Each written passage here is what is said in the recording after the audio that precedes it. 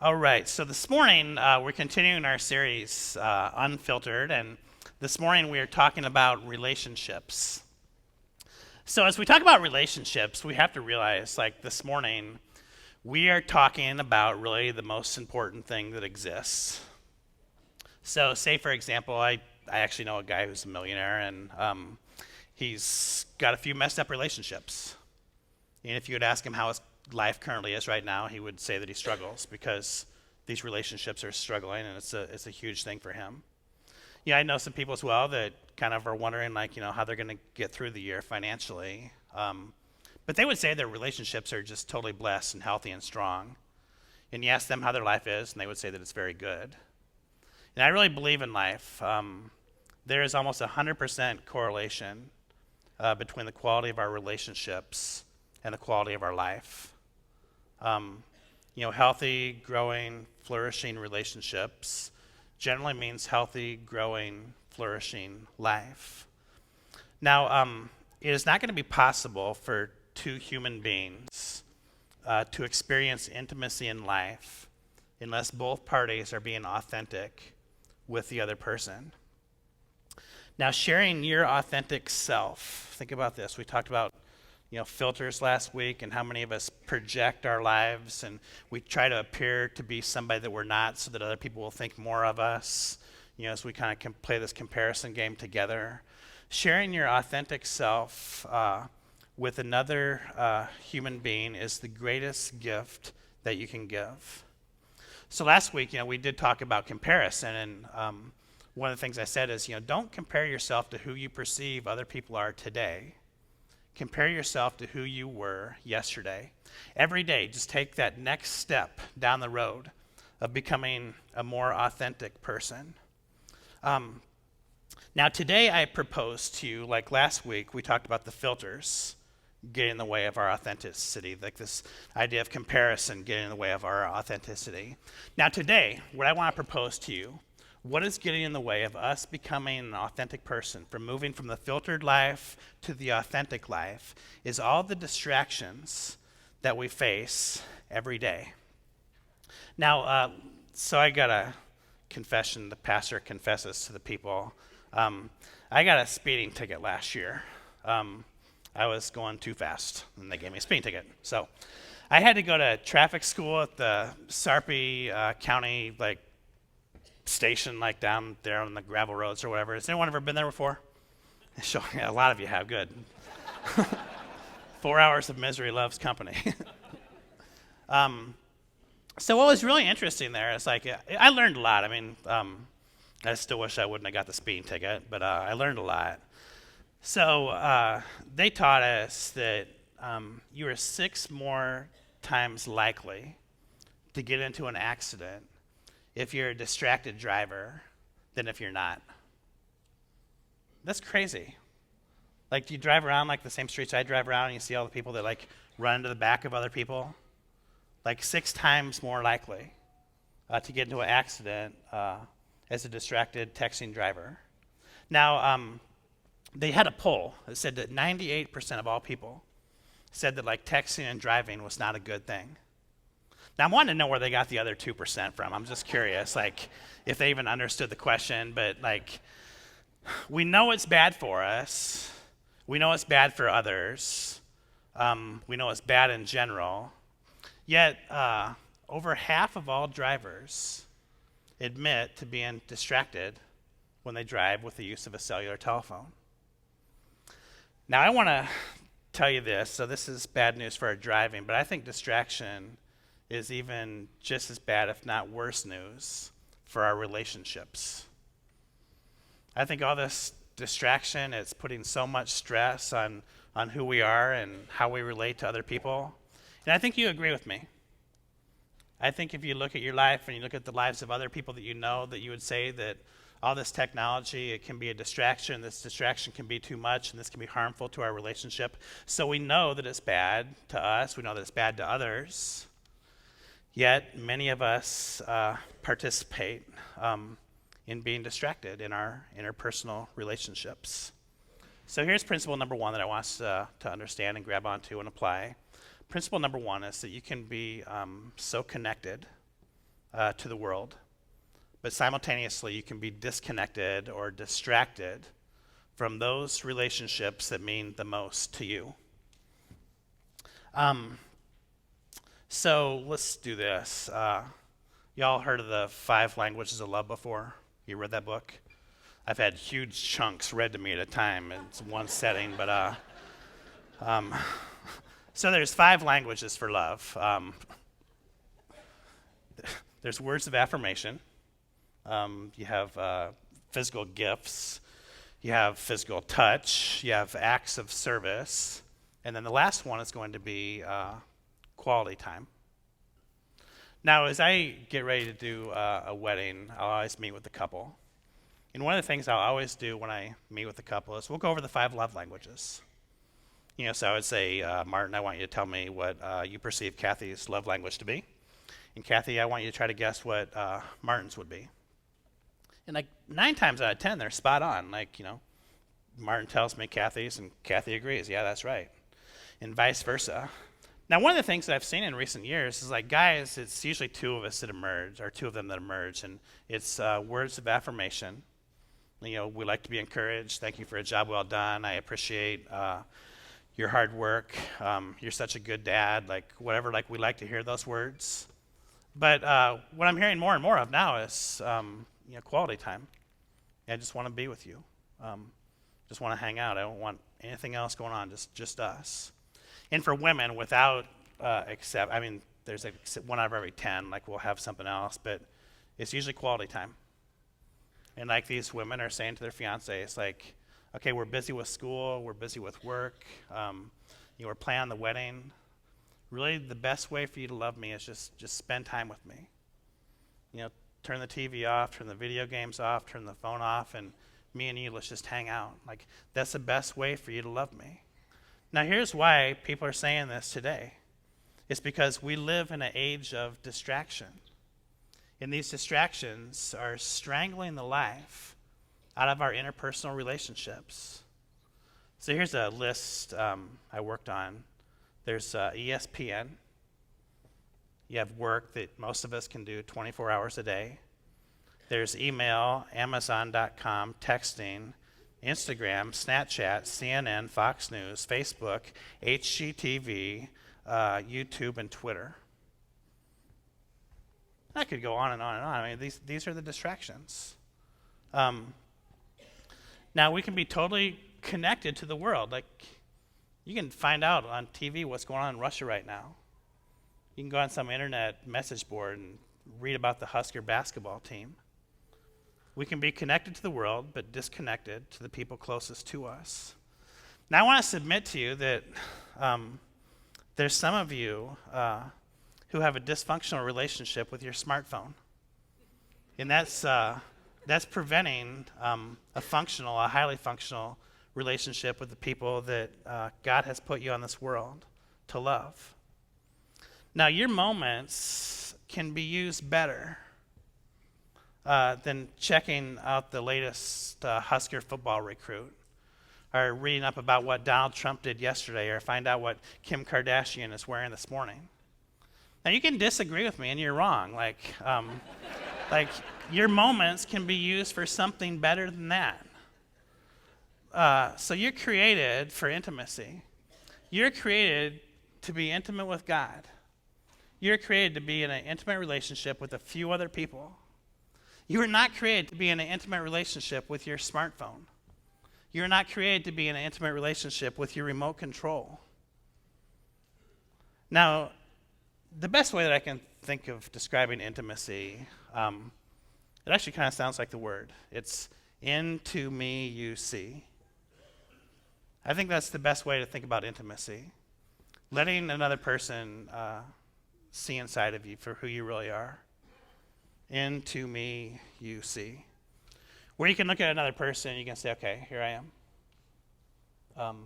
Here's who I'm not. Here are the things that I'm afraid of. Here's the things that I'm dreaming about. The highest form of friendship is when you can say to another person, I like myself best when I'm with you. So some of you are actually thinking about a face or a name, or maybe you're sitting by them or near them, or you wish you were sitting by them or near them. And if you got that person, tell them today. Just tell them that simple little phrase, I like myself best when I'm with you. That's friendship. That's intimacy. You can't say that to your iPhone 7 camera. That would be really weird. I like myself best when I'm with you. Yeah, I guess you could, but it'd be really weird. Those words are best spoken to brown eyes or to blue eyes, or if that person to you is one of the 2% of the people in the world with green eyes, and you say it to the person with green eyes. Christopher Robin asked Winnie the Pooh, do you guys remember that at the end of the movie? He said, Pooh, what is it that you like to do best? And Winnie the Pooh thought about it for a second, and he said to Christopher Robin, he says, I like doing nothing with you. Now that right there is a pretty darn good definition of quality time. Just doing nothing with somebody. You don't need an agenda. You can put the phone. I mean, Christopher, I don't know if you noticed this in the movie or not, but they put their smartphones down at the beginning of the movie, and they never picked them up until after it was over, and there was no distraction. So you saw these two people, or not, I guess Christopher Robin was a person, Pooh was a bear. That's the name Winnie the Pooh Bear. So we are created for intimacy. Now in our world today, and here's the next principle I want us to think about. In our world today, we're longing for likes. Or I'm sorry, we're living for likes, but we're longing for love. Like, we like it when people approve of us. We like it when, you put like a status on Facebook, like this or that, and then all of a sudden you check back like 5 minutes later, like what you're doing is you're longing for likes, and like 17 people liked what you thought or what you did or the picture that you took, and you think, gosh, I've arrived. 17 people have liked what I have said or taken this picture of, and then you check back and like nobody else has, and all of a sudden, that's a cruel, tough way to live, is living for the approval of other people. Because now, your contentment and your joy and your happiness depends upon others and not on God and not on you.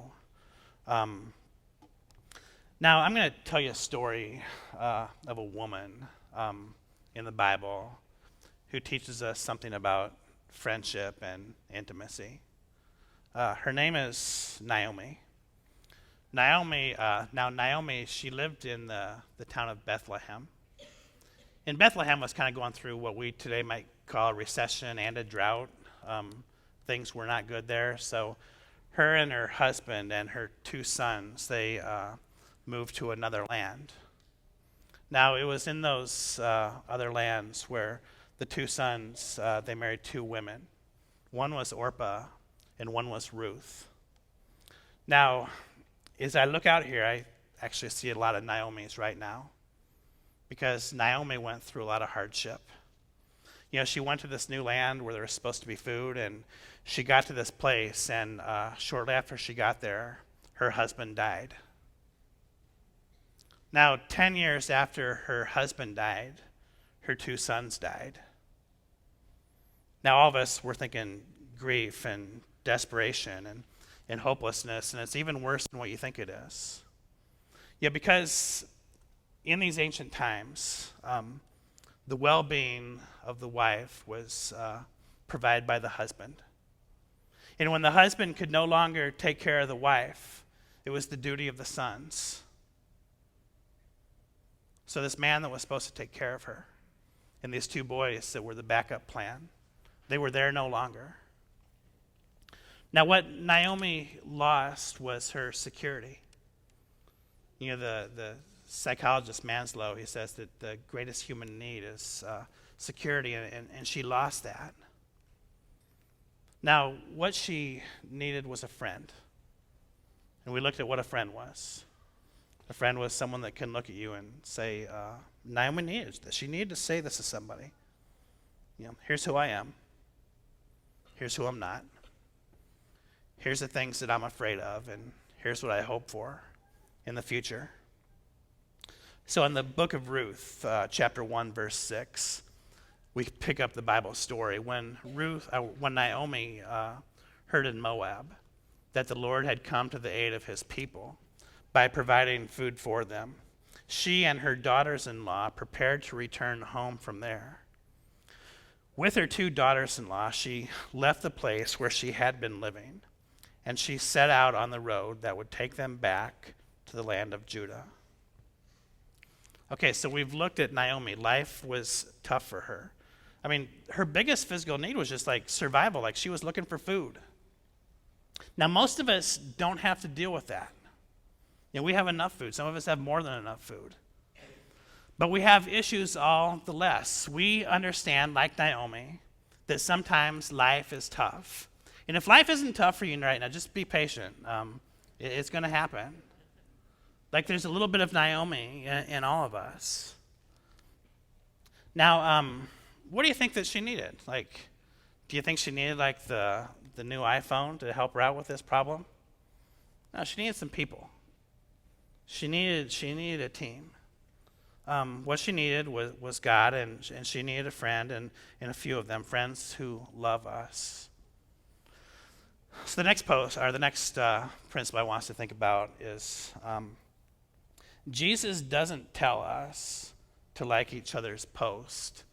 Jesus tells us to love one another. Now, one of these is like seriously easy work. You pull out your smartphone, and I posted this picture of the sun setting over Omaha last night, and you can go and like that. That's really easy stuff to do. But loving another person, that's tough work. It is. Think about the people in your life who have loved you the best. What did they do? They sacrificed. That's what they did. They listened when it wasn't easy. They served when they were tired. They never gave up on you, even though that may have been the easy thing to do. Sacrifice is the holiest and the highest form of love. It puts others before self. Now, Naomi here is going to teach us about sacrifice. Naomi here is going to show us what it looks like to put another person, or persons in this case, before self. Then Naomi, in verse 8, said to her 2 daughters-in-law, "Go back, each of you, to your mother's home. May the Lord show you kindness, as you have shown kindness to your dead husbands and to me. May the Lord grant that each of you find rest in the home of another husband." Then she kissed them goodbye, and they wept and said to her, "We will go back with you, to you and your people." But Naomi said, "No, return home, my daughters. Why would you come with me? I am not going to have any more sons who could become your husbands. Return home, my daughters.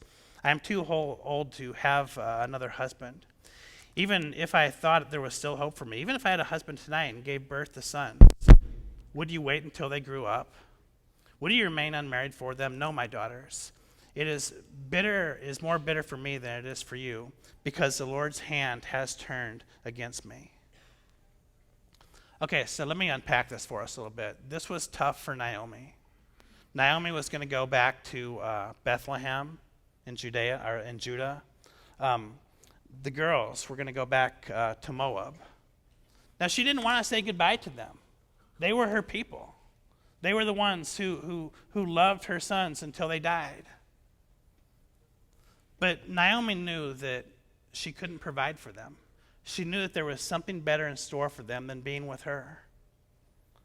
So this is one of the highest acts of love. She sacrificed. She says, "Go back to your people. Go back to your family. Find a husband. He'll take care of you." Now, love in this highest form is self-emptying. It puts others before self. It values commitment over casual. It has sacrifice over commitment. Now, the next principle is this. God didn't show us love from heaven. God showed us his love from earth. Okay, so Jesus came to the world, is God personified, to show us how to love and how to live. This is how God loved us. So let's look at verse 14. As at this, they wept again. Then Orpah kissed her mother-in-law goodbye, but Ruth clung to her. So let's just stop there. Now, can you blame Orpah? Like, she has Naomi's blessing to go back home. She has Naomi's blessing to go find another husband, a person who can take care of her. This wasn't easy for her. She didn't want to do this. But she knew it was best for her. So she did it. She accepted the love, she accepted the grace that Naomi was offering to her. Now, what she did here is she received the sacrificial love. Now, at the end it says Ruth clung to her, so in verse 15, let's continue. Look, said Naomi. Now, this is the third time that she has said this to Ruth. Look, your sister-in-law is going back to her people and her gods. Go back with her. Naomi didn't say this once. Naomi didn't say this twice. Naomi has said this 3 times now. You can leave me. It's not too late for you. It's too late for me, but it's not too late for you. You can leave me. Do what's best for you. Now here, in verse 16, before I read verse 16, this is when Ruth finally speaks. And when Ruth speaks, you're not going to find any words like, you can read Shakespeare and Cervantes until your eyes wear out. You're not going to find anything like this. What you're going to find Ruth speak are words of grace and words of love. Like, listen to what she says to Naomi. This woman that can barely take care of herself, this woman that's given her permission to leave. She says, don't urge me to leave you or turn back from you. Where you go, I will go. Where you stay, I will stay. Your people will be my people, and your God will be my God. Where you die, I will die, and there I will be buried. May the Lord deal with me, be it ever so severely, if even death separates you from me. Now that is like crazy sacrificial devotion. Now, what's interesting here to me is like what Naomi thought she needed, like security and food, wasn't what she really needed. God may have provided food, but God gave her something better. And that's a friend. Another human being that she could be intimate with. So God, he doesn't, Ruth could have, okay, I'll go back to Moab and I'll send Naomi a text message occasionally to let her know I'm thinking of her. Or maybe when it comes time for her birthday, I'll write on her Facebook wall. And God was this way as well. God did not show his love from heaven. God sent a friend to live amongst us, to be one of us, that we can better relate to him. Now, I'm going to tell you about Ruth real quick. Ruth was a blessing to Naomi, obviously. But let's look at Ruth's blessing. So there's, guess how many books in the Bible are named after women? There's 2. Yep. You know what they are? So there's Esther and Ruth. So this girl for courage got a book of the Bible, but there's something so much better than this. If you're to turn to Matthew chapter 1, verse 5. Now you read Matthew chapter 1, it's like Ancestry.com for Jesus. It's like God was thinking, okay, Jesus, you're going to be too busy doing all this other stuff, like healing people and teaching people and casting out demons. So I'm just going to give you your genealogy here. You don't have to waste your time on that. There's not many women on that list, although there should be because, there's women that help us keep this thing going. But there's not many women on the list. And there's only one person from Moab on the list, and it's Ruth. So what Ruth did here, through her perseverance, through her dedication, through her unwavering, relentless support, is she was part of a large group of people that brought God himself into the world. And that's what this is like. When you can say to somebody, wherever you go, I'm going to go. Your people will be my people, and your God will be my God. When you can say that to another person, what you're doing is you're bringing God into their life. This type of unwavering friendship, this type of extreme intimacy, is the type of friendship that God is calling us to. Now, Jesus talks about friendship, and he says it's not easy. He says here in this world you're going to have trouble. But Jesus lets us know that there is nothing quite like a friendship. Relationships take work. You have to know that. listening and serving, encouraging, giving, forgiving. It's not easy stuff, but nothing in life that's amazing is easy. But you have to know this, a healthy relationship, an amazing relationship is as amazing will get. So let's pray.